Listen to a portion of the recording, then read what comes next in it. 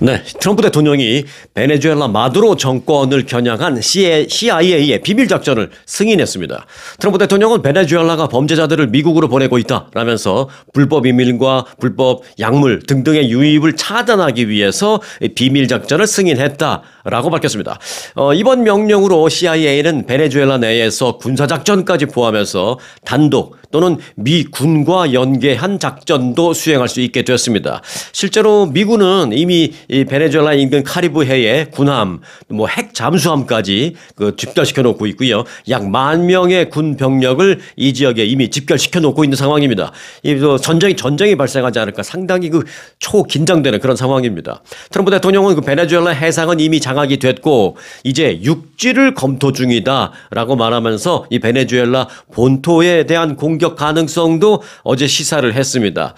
이에 대해서 베네수엘라의 마두로 정권은 대규모 군사훈련을 우리도 실시하고 있다라면서 미국의 위협에 강경하게 대응하겠다라는 입장을 밝혔습니다. 하지만 어디까지나 이건 군사적으로는 비교가 안 되는 상황이기 때문에 마두로 대통령이 국내용으로 국민들의 여론을 좀 잠재우기 시작한 위에서 국내용으로 하는 말이지 자기네가 열심히 군사훈련을 강경하게 대응한다 어쩌고저쩌고 해도 막상 일이 터지면 꼼짝 못할 것이다 이런 분석입니다. 그래서 강경하게 대응하겠다 마두로 대통령이 얘기하는 거는 100% 국내용이다 이런 분석입니다.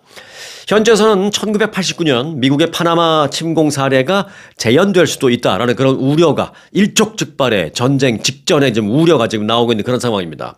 자, 이번 조치로 미국과 베네수엘라 간의 군사적인 긴장이 어제부터 급격히 고조가 됐고요. 또 중남미 정세가 전반적으로 불안한 상황이 좀 장기화될지도 모르겠다라는 그런 가능성이 제기되었습니다. 때문에 실제로 또 베네수엘라와의 군사적인 충돌이 발생할 수도 있을 것이다라는 그런 우려까지 나오고 있고요. 그래서 어제 뉴욕 증시에서는 이 국제 정세 불안, 미국이 인볼브가 되어 있는 국제 정세 불안 때문에 어제 뉴욕 증시는 곳곳에서 그냥 탄식이 터져 나오는 5%, 7% 막 폭락하는 주식이 한두 개가 아니었습니다. 여기저기서 탄식이 터져 나오는 어제가 아주 블랙 먼데이였다. 이렇게 볼 수가 있습니다. 저도 아주 괴롭습니다. 근데 이제 상황이 좀 진전이 되면 다시 회복이 되기를 바랄 뿐입니다.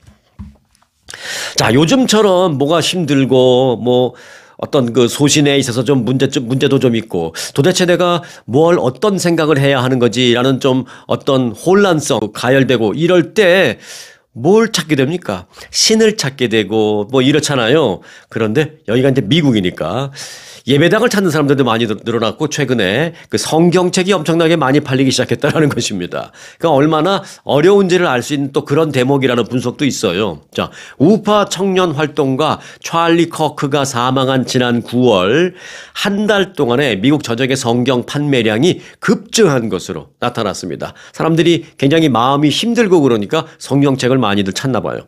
지난달 미국에서 판매된 성경은 약 240만 권으로 지난해 같은 달보다 즉 1년 전과 비교해 보니까 36%가 늘어났다라는 것입니다. 그래서 지난달 9월 달은 올 들어서 성경책이 가장 많이 팔린 달로 기록이 됐습니다.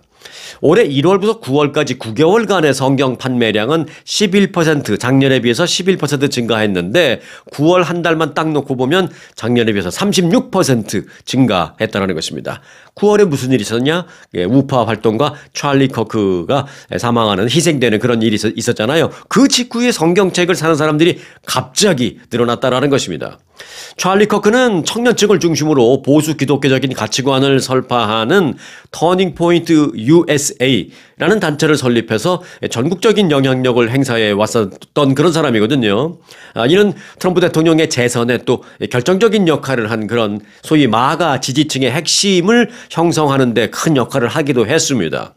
찰리 커크의 죽음과 성경 판매량 급증의 어떤 연관관계를 객관적으로 논리적으로 증명할 방법은 사실은 없습니다. 하지만 이 찰리 커크에 대해서 일각에서는 순교자라는 표현도 쓰고 이제 많이 그랬잖아요. 그리고 보수 우파이면서도 보수 기독교 주의자 뭐 이렇게 얘기가 됐죠. 그래서 순교자로 그려진 그의 죽음이, 그의 희생이 미국인들의 어떤 종교적인 각성을 하는데 상당히 영향을 미친 것 같다라는 뭐 논리적 과학적인 아닙니다만은 전문가들의 그런 분석이 많이 나오고 있는 상황입니다. 그 결과 성경 판매량의 급등으로 이어졌다라는 것입니다. 기독교 책을 많이 만드는, 전문적으로 만드는 그 기독교 출판사의 하퍼 콜린스 사장은 커크의 죽음이 많은 사람을 일깨웠다라면서 그들은 자신이 무엇을 믿는지, 또 그리고 왜 내가 그걸 믿는지, 그러니까 그 신을 내가 왜 믿는지를 한동안 오랫동안 좀 잊고 있다가 찰리 커크의 그 사건 이후에 그런 생각을 다시 한번 하게 되는 계기를 맞고 있는 것 같다, 그렇게 분석을 했습니다. 자, 캘리포니아 캠프 펜들턴 해병대 기지가 있습니다. LA에서 이 팜스프링스 가는 그 중간쯤 지역, 팜스프링스가 가까운 쪽에 있습니다. 캠프 펜들턴 해병대 기지. 여기에서 그 해병대 창설 250주년 기념 행사가 있었거든요. 그런데 행사 도중에 155mm 포탄이 예상보다 빨리 폭발하는 바람에 이 제이디 벤스 부통령 경호 차량에 파편이 떨어지는 그런 사고가 발생했습니다. 이 사고는 행사장 인근 5번 프리웨이 상공에서 실탄 사격 시연 중에 발생을 했는데 해병대는 이제 즉시 추가 포격을 멈추고 사건 조사에 들어갔습니다. 다행히 인명 피해는 없었고 또 제이디 벤스 부통령도 특별한 피해는 입지 않았습니다만은 정말 깜짝 놀라는, 가슴을 쓸어내리는 그런 일이 발생한 거죠. 2인치 크기의 파편이 경찰 순찰차의 유리창을 깨는 등 그런 정도의 피해는 발생했습니다. 더 큰 피해가 발생하지 않은 게 다행이죠. 그리고 현장 주변 도로에서도 추가적인 파편이 많이 발생했습니다. 제이디 벤스 부통령 차량을 향해서도 파편이 막 몇 개 날아가기도 했었습니다. 다행히 뭐 대통령이나 부통령의 차량은 총탄도 막을 수 있는 완전 100% 그 방탄 유리 창으로 되어 있기 때문에 뭐 피해를 입질 않았습니다만 정말 가슴을 쓸어내는 끔찍한 그런 사고가 발생했습니다. 이와 관련해서 게빈 뉴섬 주지사는 사고 직후에 프리웨이 17마일 구간 폐쇄를 즉시 명령했다라고 말하면서 군의 실탄 사격 계획에 강한 우려를 표명했습니다. 왜냐하면 게빈 뉴섬 주지사는 이렇게 말했어요.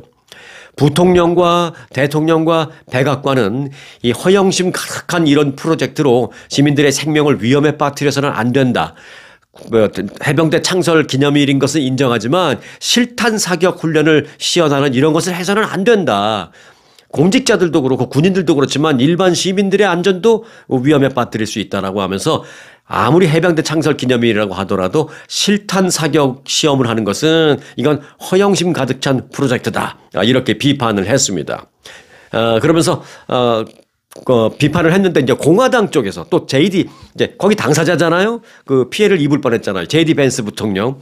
제이디 벤스 부통령은 이제 반박을 했어요. 뭐라 그랬냐면 뉴섬 주지사는 이런 사고가 발생하면 어떤 피해가 나지 않았는지, 누가 다치지 않았는지 이런 것에 더 신경 쓰기보다는 이런 사고를 정치적으로 활용하는 데 더 열을 올리고 있다, 이러면서 반박을 했습니다. 여러분 생각에 누구 말이 좀 더 공감이 되는지는 모르겠습니다만. 자, 해병대는 그 캠프 펜들턴 지정구역 밖에서 발생한 이 공중 폭발 사고에 대해서 현재 그 원인 조사에 들어갔습니다. 155mm 포탄이라면은 이 정말 그 엄청난 그 위력을 갖고 있거든요. 저도 이제 한국에서 그 포병 부대를 나왔었습니다. 포병 부대에 나왔었는데 그때 155mm, 105mm 이렇게 두 가지 이제 부대가 있었는데 155mm 포탄은 굉장히 큰 겁니다. 그래서 이게 정말 제대로 사람들이 많은 곳에서 터졌다면 정말 큰일 날 뻔한 그런 큰 인명피해를 앗아갈 수도 있는 그런 사고인데 다행히 이제 뭐 인명피해는 없으니까 다행이긴 합니다만은 사고 원인 규명 조사 철저하게 이루어져야 할 것 같습니다. 이번 사고는 미국 본토에서 10년 만에 최대 규모의 해병대 그 시연 행사 때 발생한 그 사고이기 때문에 군 행사와 그리고 시민 안전 간의 어떤 균형점을 찾아야 되는 데 있어서 또 많은 논란이 제기되고 있다. 군이 또 행사하지 않을 수도 없고 그렇다고 시민들의 안전을 등한시할 수도 없고 그러면 이 균형점을 어떻게 찾아야 하느냐 이런 부분과 관련해서 다시 한번 논란을 제기하게 되는 계기가 됐다라는 것입니다. 자, 트럼프 대통령이 그 아시아를 방문할 때, 그러니까 이번 달 말에 경주 에이펙 정상회담 방문할 겁니다. 그리고 다음 달에 또 아시아도 방문할 일이 있는데 이렇게 아시아를 방문하거나 이번 달 말에 한국을 방문하거나 할 때 북한의 김정은을 만나는 방안을 미국 정부 당국자들이 사실은 비공식적으로 오랫동안 논의를 해 왔었다라고 합니다. 하지만 북한의 무관심으로 또는 무대응으로 지금 별다른 진전을 이루지 못하고 있는 것으로 알려졌습니다. 트럼프 행정부 소식통은 미국과 북한 사이에 트럼프 대통령 그 집권 1기 때와 같은 그 소통이 이번 2기 때는 전혀 없다. 이렇게 말하고 있습니다. 소식통은 트럼프 행정부가 올해 초 북한에 접촉을 여러 번은 시도를 했지만 북한이 서한을 보내도 받지도 않고 또 뭐 그 서한에 대한 어떤 답장도 전혀 없고 이렇게 무대응으로 일관하면서 미국과 북한의 지금 채널이 없어졌다. 뭐 이렇게 얘기하고 있습니다. 자, 과연 트럼프 대통령과 김정은의 미북 정상회담은 결국 이번에 트럼프 대통령이 경주에 옴에도 불구하고 이루어지지 않는 것일까? 이런 생각을 하게 되는데, 자, 그 문제와 관련해서 한 가지 흥미로운 그 사안이 하나 있습니다. 뭐냐면 바로 CNN이 임진강 내의 카페를 임대했다, 통째로 빌렸다라는 소식이 들려오고 있는 것입니다. 그래서 과연 이 장소에서 미국과 북한이 만나는 것 아니냐, 뭐 이런 관측들이 지금 나오고 있습니다. 휴전선 인근, 판문점 인근에 있는 임진각이라고 있잖아요. 거기 이제 카페가 있는데 CNN 방송이 그거를 3일 동안 통째로 지금 대관을 했습니다. 이제 방송 스튜디오도 만들고 한다고. 근데 CNN이 뜬금없이 거기서 방송 스튜디오를 왜 만들겠어요? 아무런 일이 없다면, 아무런 이벤트가 없다면 CNN이 3일 동안 돈을 그렇게 주고 그걸 빌릴 이유가 없는데, CNN이 그렇게 3일 동안 통째로 이걸 빌릴 걸 보면 임진각 이쪽에서 뭐가 있는 것이 아니냐라는 그런 벌써 예상을 하게 되는 것입니다. CNN은 뭐 왜 빌린다는 말을 안 했어요. CNN은 실제로 그 임진각에 있는 카페를 이달 말에 3일 동안 통째로 빌리는 계약을 체결했고요. 계약금까지도 이미 다 낸 것으로 확인이 되었습니다. 그렇기 때문에 혹시 그 트럼프 대통령이 이곳에 오는 건 아니냐. 그래서 이곳에 있다가 뭐 좀 판문점 쪽으로 가서 김정은과 만나는 것 아니냐. 아니면 김정은이 판문점에서 이쪽으로 좀 걸어와서 여기서 만나는 건 아니냐. 뭐 지금 여러 가지 추측이 나오고 있는 건 사실입니다. 많은 기대감이 있는 것도 사실이고요. 다만 좀 부정적으로 보는 사람들도 많이 있습니다. 그 하노이에서 회담을 했지만 미북 당시 별다른 딜이 없었다 그래서 하노이 노딜 회담이라 그러잖아요. 그때 트럼프 대통령과 김정은 뭐가 아주 커다란 뭐 드라마틱한 어떤 딜이 있을 것 같이 뭐 대대적으로 선전해서 두 사람이 만났는데 뭐 별거 없이 그냥 끝났잖아요. 그래서 하노이 노딜 회담이라고 하는데 그 이후에 미국과의 관계가 좀 경색되어 있는 부분이 있어요, 지금. 그래서 최근에 북중러가 또 굉장히 긴밀한 관계잖아요. 그래서 이렇게 북중러가 긴밀한 관계인 이 현재의 상황에서 김정은이 과연 트럼프 대통령을 만나러 판문점으로 나올까? 그렇지는 않을 것 같다라는 전문가들의 분석이 좀 더 많은 그런 편입니다. 실제로 오히려 김정은이 오히려 트럼프 대통령보다 더 급하지 않은 상황이다. 이런 분석도 있습니다. 다만 트럼프 대통령은 최근에 그 자신이 많은 전쟁을 중단시켰고 그랬기 때문에 내가 노벨 평화상을 받을 자격이 충분히 있다라고 이제 막 말했잖아요. 그런데 이제 노벨 평화상은 이제 못 받았지만, 하지만 여러 가지 측면에서 북한 문제도 해결하면은 뭐 내년에라도 어떻게 될지 모르니까 이 북한 문제도 어떻게든 좀 가시적인 성과를 내려고 노력을 하고 있는데, 그건 이제 트럼프 대통령의 마음이고, 북한의 김정은 지금 그 뭐 급할 게 아무것도 없다라는 것입니다. 그래서 오히려 트럼프 대통령의 연락을 계속 안 받고 있다라는 것입니다. 그만큼 북한과 미국과의 관계에 있어서 그 평화 문제 또한 뭐 비핵화라든지 뭐 비핵화까지는 안 가더라도 핵을 동결시키는 대통령이 되겠다라는 트럼프 대통령의 이 마음을 김정은도 알고 있으니까 비핵화나 뭐 핵 동결 이런 얘기 하려고 나를 만나자고 그러는 거지, 그 노벨 평화상 받으려고 에이 그럼 나 안 나가. 김정은이 지금 그런 생각하고 있다라는 것입니다.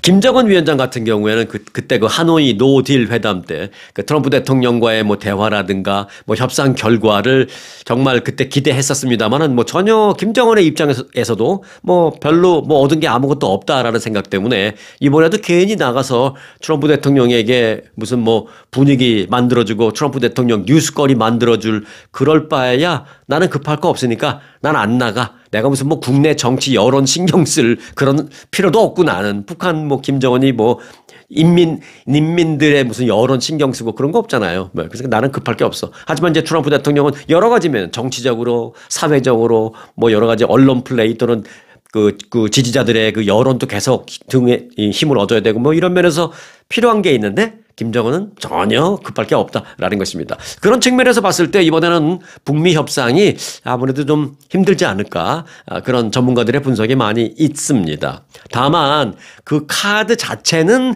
죽어 있지 않다. 라는 것도 역시 전문가들이 다 공감하고 있습니다. 그래서 아직도 트럼프 대통령은 김정은 위원장을 만나기를 원한다라는 카드가 있고요. 또 김정은도 사실 상황이 조금만 변해도 트럼프 대통령과 만나는 게 굳이 손해될 건 없다라는 생각을 할 수가 있기 때문에 이 북미 회담, 양국 정상의 회담 카드 자체는 뭐 여전히 불씨는 살아있다. 뭐 이렇게 보는 게 맞겠다 싶습니다. 자, 미국 내 일부 중소형 그 은행들의 부실 대출 우려가 지금 커지고 있습니다. 중소형 은행이라면 뭐 우리 한인 커뮤니티의 한인 은행들은 뭐 100% 다 중소형 은행에 들어가고요. 또 무슨 뱅크 오브 아메리카, 체이스 뱅크, 웰스파고 이런 그야말로 전국적인 대형 은행 빼고 이름이 조금 낯설지만 뭐 지역에 있는 소위 말하는 커뮤니티 뱅크나 로컬 뱅크 조금 더 올라가서 뭐 리저널 뱅크 정도만 돼도 사실은 중소형 뱅크 안에 들어가거든요. 그 중소형 뱅크가 지금 부실 대출 우려가 심각한 수준입니다. 이게 이제 모르시는 분들이 많은데 우리 일반인들도 이거 좀 조심스럽게 알아놔야 되겠습니다. 제가 지금부터 여러분들이 우리가 좀 뭘 알아야 되는지 좀 하나씩 전해드릴 테니까 잘 들어주시기 바라겠습니다. 자, 일단 공식적으로 공시된 그 자료에 따르면 유타주 솔트레이크시티에 본사를 두고 있는 중형은행이니까 웬만한 뭐 한인계 은행보다는 훨씬 큽니다. 중형은행 자이언스 뱅크업이라고 있습니다. 이 자이언스 뱅크가 상업용 부동산 대출 펀드와 관련해서 5천만 달러 가량을 부실 대출로 처리하기로 했습니다. 이제 소위 말해서 부실 깐다 그러죠. 예, 부실로 그냥 깐다 그러죠. 그렇게 처리를 하게 되었습니다. 그렇게 해서 까야지 은행의 크레딧이나 이런 거 나빠질지 몰라도 그렇게 해서라도 까야지 최소한 무슨 세금이나 이런 것에 대해서 조금 그래도 혜택을 입을 수 있으니까 마지못해 결국은 부실 대출을 인정하고 까기로 했다는 것입니다. 자, 이 같은 발표 직후 뉴욕 증시에서 자이언스 뱅크업의 주가는요 완전히 폭락한 상태입니다. 이 외에 애리조나주 피닉스에 본사를 둔 지방은행 웨스턴 얼라이언스 뱅크 역시 부동산 관련 부실 대출 손해를 입었다라고 공시를 했습니다. 그래서 이 은행은 어제 주가가 11%나 폭락했습니다. 월가에서는 상업용 부동산의 잠재적인 그 부실 문제가 신용 위기를 촉발시킬 수 있는 미국의 뭐 기억하시죠? 서프라임 모기지 사태 뭐 그렇게까지는 아니어도 그와 유사한 미국의 또 한 번의 신용 위기를 촉발할 수 있는 뇌관이 있다. 뇌관이 생겼다. 지금 그렇게 조심스럽게 진단하고 있는 상황입니다. 자, 지금부터 중요한 내용을 우리들이 일반인으로서 알아야 될 무슨 경제 분석가까지는 아니어도 일반 우리가 알아야 될 사항을 좀 정리해 드리겠습니다. 자, 은행 대출 부실이 본격화되면 무슨 일이 벌어지고 또 우리 일반인들은 뭘 알고 있어야 하는지에 대한 부분인데요. 자, 은행에서 대출 부실이 심각해지면 은행뿐만이 아니라 예금자, 대출자, 지역 경제 등 여러 측면에서 파급이 생길 수 있습니다. 일반인 입장에서 특히 주의해야 할 잠재적인 영향은 몇 가지, 한 세 가지 정도로 크게 볼 수 있는데요. 첫 번째는 예금 및 은행 이용 관련 문제가 생길 수 있습니다. 해당 은행이 심각한 손실을 겪은 것으로 판단이 된다면 유동성에 압박이 생길 수 있습니다. 즉 유동성, 제가 맨날 말씀드리죠. 뉴스에서 유동성 그러면 그거를 그냥 쉽게 캐시 이렇게 생각하면 된다고요. 해당 은행이 심각한 손실을 겪은 것으로 판단이 되면 은행 보유 캐시, 현금에 압박이 생길 수 있고 드물게는 결국 은행이 파산하거나 아니면 은행이 다른 곳에 인수되거나 하는 그런 가능성이 생기게 됩니다.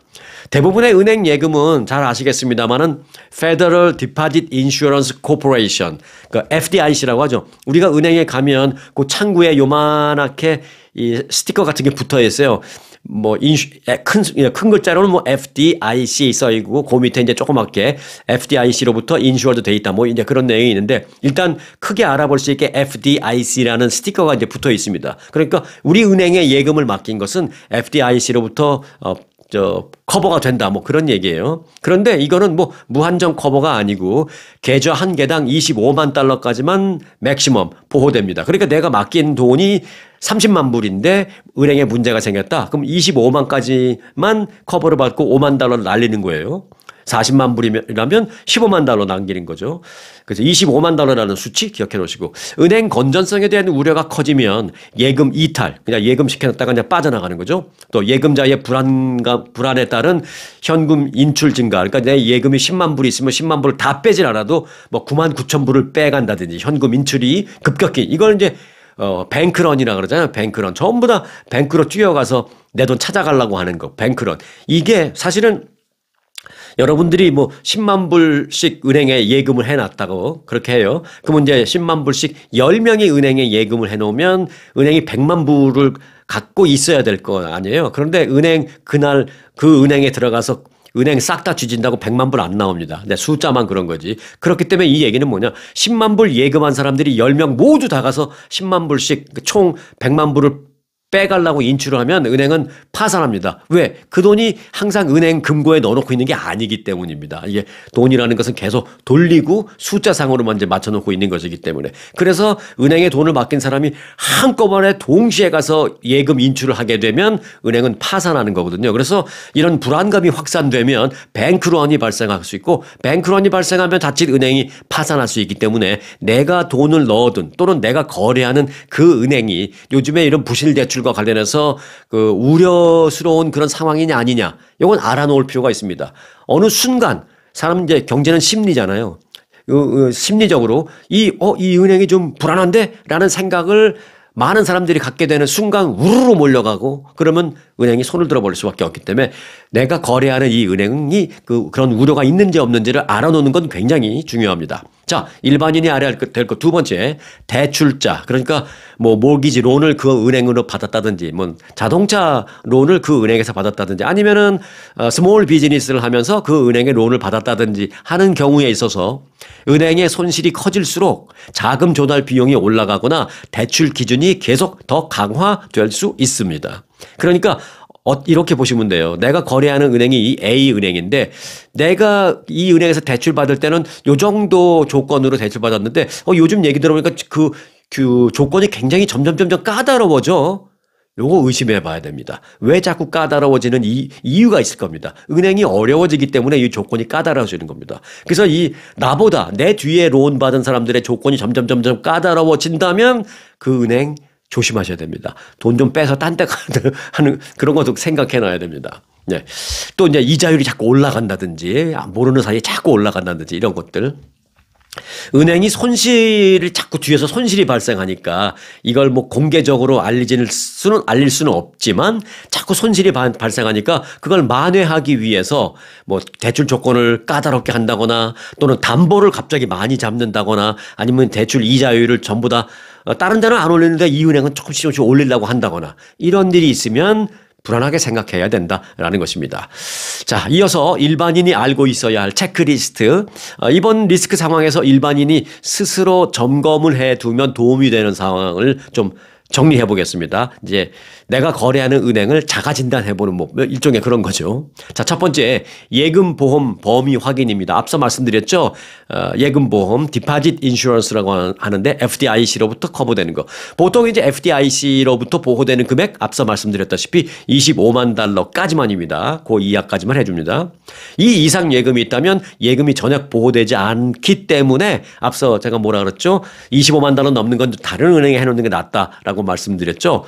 그렇게 뭐 비즈니스를 크게 하시는 분들은 뭐 그게 쉽지 않겠지만, 개인적인 경우에는 25만 달러 이상 예금이 한 은행에 되어 있다면 조금 분산 예치를 하는 것도 중요합니다. 그러면 둘 다 이제 25만 달러 이하로 예금을 해놓으면 어떠한 경우에도 내가 FDIC 연방 정부로부터 내가 커버를 받을 수 있기 때문에 이 은행 어떻게 되든지 간에 좀 걱정을 덜 할 수가 있죠. 자, 두 번째, 은행의 규모와 건전성을 인지해야 합니다. 이용하는 은행이 지역 또는 중소형 은행이라면 영어 포트폴리오, 이 포트폴리오라는 것을 어떻게 볼 수 있냐면 이 은행이 예를 들어서 뭐 대출을 해줄 거 아니에요.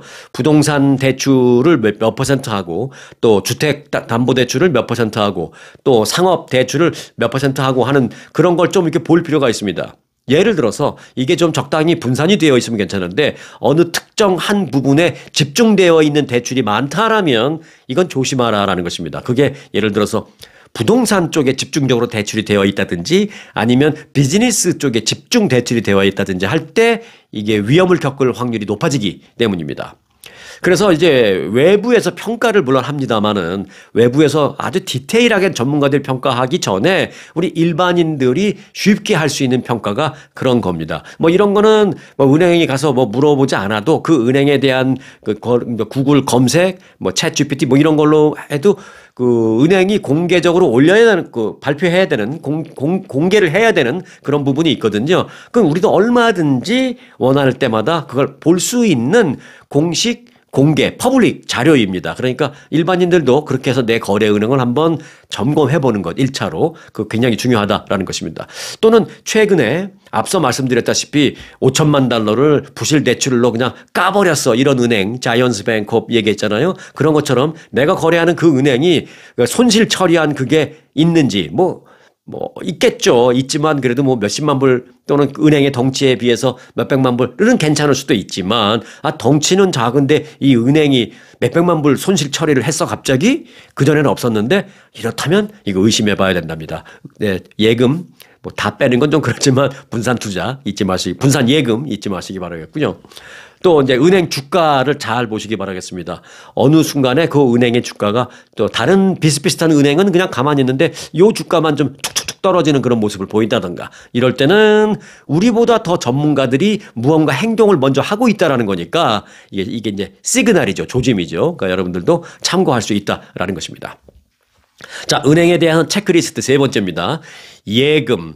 이거는 이제 분산 또는 이동을 한번 생각해 보라는 겁니다. 앞서 말씀드린 거랑 뭐 비슷한 겁니다만은 예금이 보험 한도에 가깝거나 또는 초과하는 경우에 여러 은행으로 좀 나누어서 예금을 해 놓고 가능한 한 높은 등급의 은행, 가능한 한 대형 은행을 고려하는 전략이 좋다라는 것입니다. 다만 그 은행을 내가 뭐 이렇게 분산시켜 놓고 하는 과정에서 만일 수수료 같은 게 발생한다면 뭐 그렇지는 않을 거예요. 뭐 어느 은행이 내가 돈 거기다 디파짓 한다는데 수수료 받는 은행은 없죠. 근데 이제 예를 들어서 무슨 수수료 같은 게 발생한다든지 그러면은 뭐 필요 이상으로 자꾸 괜히 하다가 수수료만 빠지는 일도 있으니까 그런 것도 한번 생각해 보실 필요가 있고 또 하나는 뭐 수수료는 없겠지만 어떤 편의성에 있어서 이제 문제가 되는데 너무 무리하게 그렇게까지 할 필요가 있나? 이런 거는 이제 본인이 스스로 판단하시면 되겠습니다. 그러니까 단순히 불안감만 갖고 막 할 필요는 없지만 앞서 지금까지 제가 쭉 말씀드린 것 혹시 잘 기억 안 나시면 한 10분 정도만 뒤로 돌려서 다시 보시기 바라겠습니다.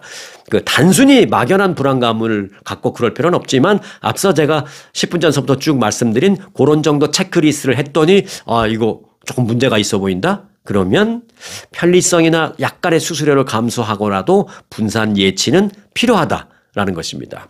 현재 미국의 그 중소형 은행권이 대출 부실 가능성 측면에서 아직 무슨 어떤 폭발적인 위기 상황이라고까지 하기에는 뭐 증거가 충분하지는 않다라고 전문가들은 말하고 있지만 그 전문가들이 또 입을 모으는 일은 뭐냐? 하지만 실제로 이런 일이 발생한 적도 역사적으로 많이 있기 때문에 본인들이 이용하는 그 은행이 어느 정도 수준의 이 은행인지 또 예금이나 대출이 은행 리스크에 얼마나 노출되어 있는지 경제나 금융 환경이 지금 얼마나 악화되고 있는지 등등은 좀 민감하게 생각하고 내가 거래하는 은행에 대해서 주시할 필요는 반드시 있다.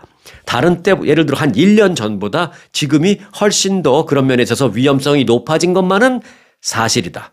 전문가들은 그렇게 얘기하고 있습니다.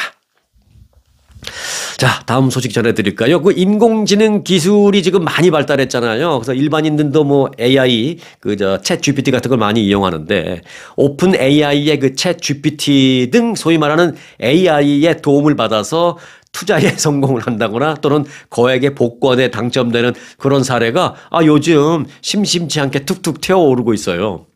CBS 뉴스에 따르면 그 미시간주 와이언도트에 사는 태미 카비라는 사람은요, 최근에 파워볼 복권 추첨에서 번호 5개 가운데 4개를 맞췄고 또 파워볼 번호까지도 이제 맞춰서 10만 달러에 달하는 당첨을 수령했습니다. 그런데 카비는 파워볼 1등 잭팟 상금이 10억 달러를 넘어서자 그때 이제 복권을 구입하기로 이제 마음을 먹었는데, 번호를 본인이 한 게 아니라 챗 GPT에 좋은 번호를 좀 추천해줘라고 추천을 받아서 그걸 했는데, 이게 5개 중에 4개 그리고 파워볼 하나 이렇게 해서 10몇만 불 복권을 받은 겁니다. 그는 당첨 번호를 확인했을 때 흰색 공 4개와 파워볼이 내 번호와 일치하는 것을 보고 너무 깜짝 놀랐다라면서 이 기쁨을 감추지 못했는데, 복권 번호를 챗 GPT한테 물어봐서 했다 이렇게 얘기를 했습니다. 앞서 그런데 버지니아주에서도요, 이런 비슷한 일이 있었습니다. 캐리 에드워즈라는 사람인데 역시 챗 GPT로 추천받은 번호로 복권을 구매해서 이 사람은 그때 또 15만 달러 당첨금을 거머쥔 바 있습니다. 재밌는 건 이 사람도 지금하고 똑같았어요. 파워볼 4개에 5개 중에 4개에 일반 번호 5개 중에 4개에 파워볼 번호 하나 요걸 맞췄거든요. 그래서 15만 달러. 패턴이 똑같습니다. 당첨된 패턴이 완전히 최고 잭팟 당첨까지는 아닌데 몇십만 달러 받는 그런 게 당첨된 그 결과가 똑같습니다. 다만 이제 챗 GPT를 이용한 복권 당첨은 뭐 운이 크게 작용한 것이지 AI가 예측하기는 보기 어렵다라는 게 뭐 대부분 컴퓨터 전문가들의 얘기입니다. 통계 전문가 그리고 컴퓨터 전문가들의 말에 따르면 로또는 무작위 추첨 시스템이기 때문에 규칙성이 전혀 없다. 챗 GPT가 뭐 미래를 볼 수 있는 거라면 모를까, 미래를 볼 수 없는 한 사람이 고르든 챗 GPT가 고르든 어차피 무작위인 것만은 똑같다. 뭐 이렇게 얘기를 하고 있습니다. 하지만 챗 GPT가 고르면 뭔가 지금까지 나온 당첨 번호 중에서 가장 많이 나왔던 번호를 중심해서 뭐 해주지 않을까 뭐 이런 기대감은 있어요. AI가 추천해 주는 건 결국 이제 인간이 임의로 고르는 것과 다르지 않다라는 분석입니다만은, 그럼에도 불구하고 요즘에는 이 챗 GPT한테 물어봐서 복권 번호를 써 넣는 그런 사람들이 계속 더 많이 늘어나고 있는 것도 사실입니다. 네, 애플의 아이폰 신제품이 나왔잖아요. 아이폰 이제 17인가요? 그런데 미국과 중국 등 주요 시장에서 지금 굉장히 많이 팔리고 있습니다. 처음에 애플이 좀 걱정했는데 지금 굉장히 많이 팔리고 있습니다. 그래서 어제 그 애플의 주가는 장중 뭐 최고치를 경신하는 뭐 조금 그다음에 조금 떨어지긴 했지만 그런 아주 기염을 토했습니다. 뉴욕 증시에서 어제 애플은 전장보다, 그러니까 지난 금요일보다 4.39% 오른 263달러 36센트의 거래가 되었습니다. 이로써 지난해 12월 26일 기록했던 종전 최고가 259달러 2센트를 넘어서는 신기록을 작성했습니다. 그런데 그 이유는 뭐냐? 지금 애플의 아이폰 최신 버전 출시를 한 게 지금 생각보다 잘 팔리고 있다라는 분석 때문입니다. 자, 자료에 따르면 지난달에 출시된 아이폰 17 시리즈가 판매 첫 열흘 동안은 미국과 중국에서 그 이전 모델인 아이폰 16보다도 그 판매 첫 열흘 동안만 놓고 봤을 때 14% 더 많이 팔렸다라는 것입니다. 분석가들은 기본 모델인 아이폰 17은 가격 대비 훌륭한 가치를 제공한다.